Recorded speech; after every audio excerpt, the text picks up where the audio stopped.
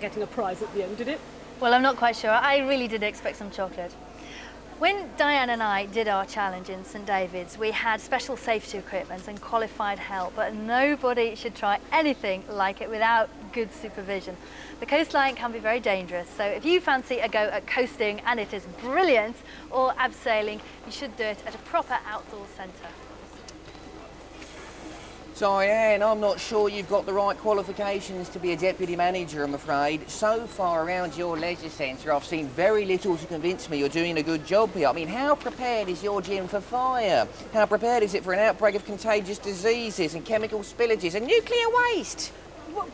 I don't think you've fully thought this one through, Diane. But it's not just exercise that can help you get fit. What you eat is pretty important too. Experts recommend a balanced diet. So last week, with the help of the Health Education Authority, we asked some children to change their eating habits for a week. So what did you think of your health alternatives, Warren and Amy? Well, the alternatives was all right, but if you're chocoholics, you find it hard to Stop eating chocolate, cut down. Amy? Well, I had to have wholemeal bread and semi-skimmed milk, and I didn't like them, so I'm not going to stick to them. Did you pick up any habits from last week, though? Well, I might cut down on chocolate a bit, because I had to do that a little bit. Good, something positive. Charlene, how did you get on?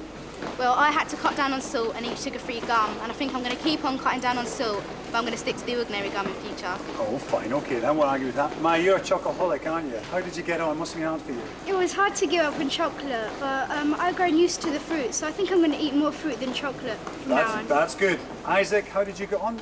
Well, most of the stuff here I eat anyway, like the fruit and the veg and stuff like that. I didn't find it very hard at all. So you're a naturally healthy eater? Yeah. Top marks to you. And at the end here, Adam, how did you get on? Because you were our bread taster, weren't you? Yeah, I liked the wholemeal bread, but the salad and the fruit was better. Better. Good things. Well, thank you all very much for coming in. Thanks for being our guinea pigs. Do you all feel better for trying it out? Yeah. That's the main thing.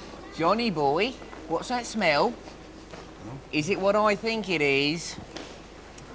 Yes, it's chips, Mr. Brittus. I'll have to consult the council bylaws on this one. Diane, over here, please. Thank you. Right, chips, Diane. Not really leisure centre food, I'm afraid. Too much fat. No, Mr. Brittus. I mean, yes, Mr. Brittus. Dispose of them, please.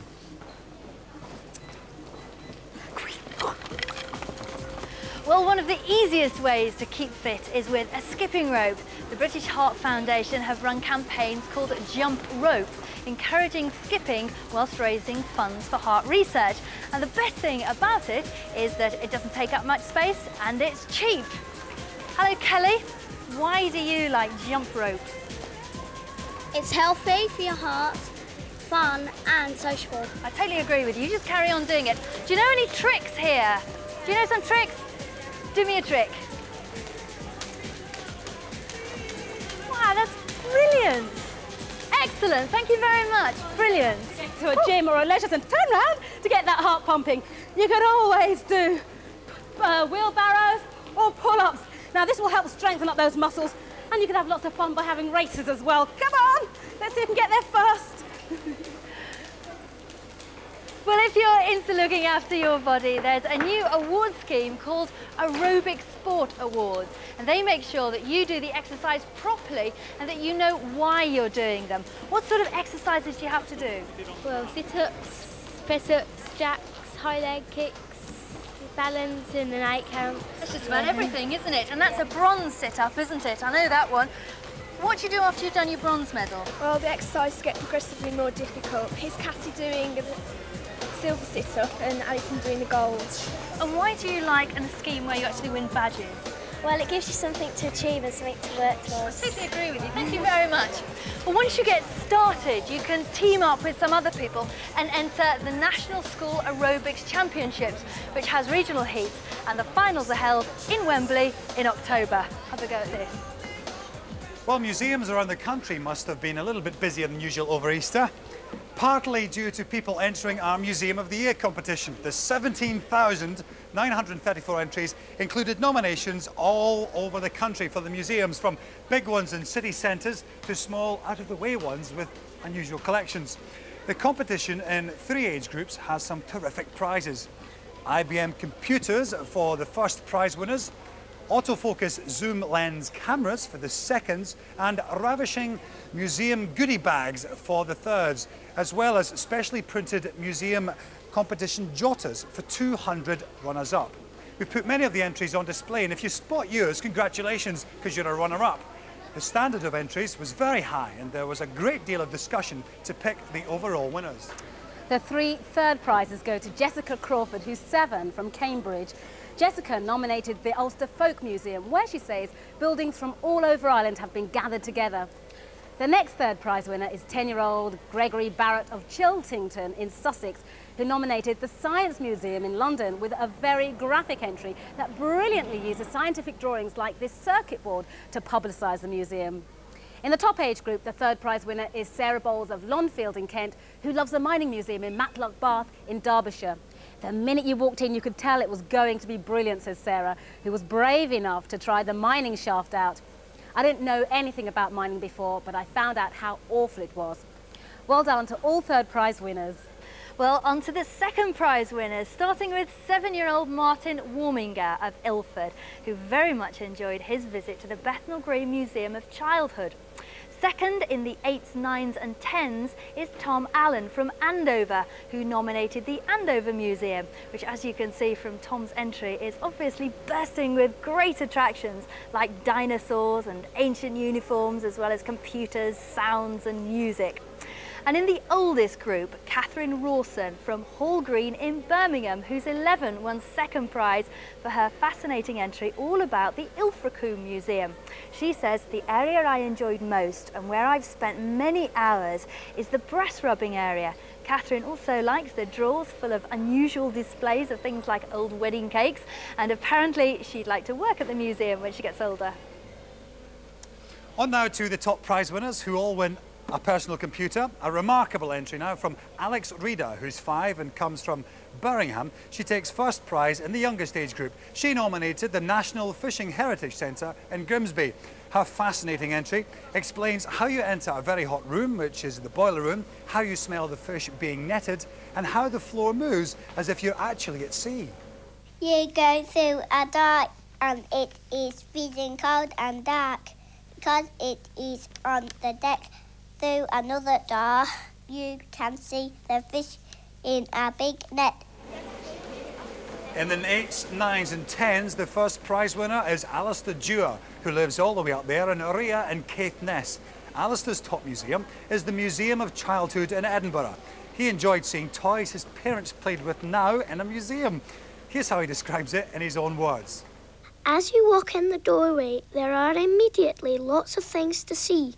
Dolls, teddy bears and much more, and everything is so colourful. Well done, Alistair. And finally, in the top age group, the first prize winner is Maria Hogan, whose moving and descriptive entry is about her visit to the Maritime Museum of Liverpool. I'm walking down an old cobbled alleyway. The hot, stuffy air smells of bitter ale and rotting vegetables.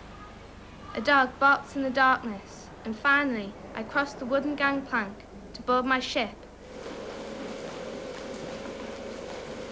Well, the judges loved that entry, as they did all the top winners. So a big well done to all 9, and thanks to everyone who entered for all their very hard work. Absolutely.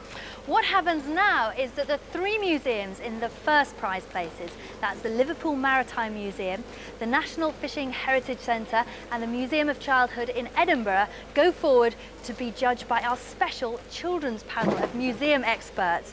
And you'll be able to see their report and their decision about the 1993 Children's Museum of the Year on Blue Peter in just a few weeks' time. Oh, it's a busy day today.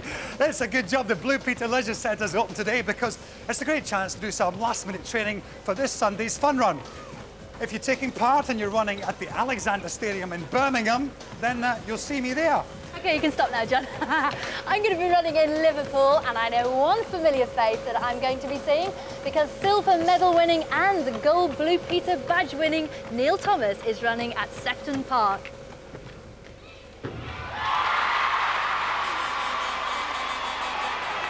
Derek Redmond will be hoping his hamstring lasts for his fun run at Willen Lake Park in Milton Keynes.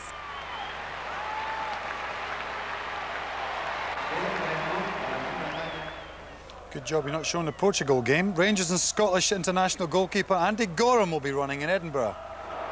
England's goalkeeper is taking part as well. Chris Wood, still fresh after his 2-2 draw with Holland. He'll be at Rother Valley Country Park in Sheffield.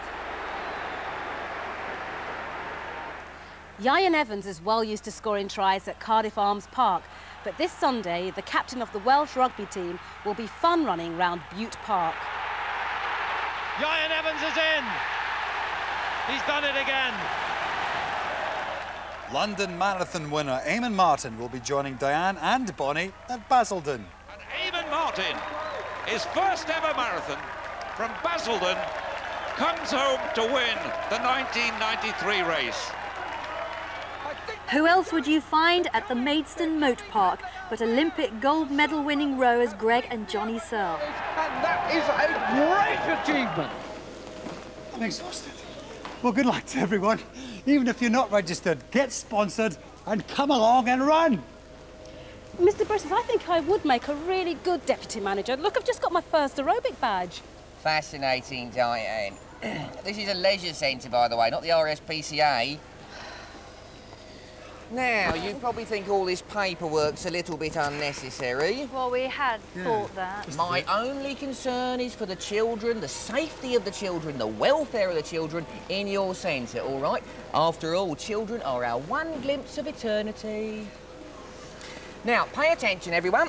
I've completed my inspection, and I'm afraid you haven't made the Whitbury grade, sadly. Oh, are you sure? But a little bit more work, and one day, very soon, you could all be part of the Brotherhood of Leisure Centre Managers, all right?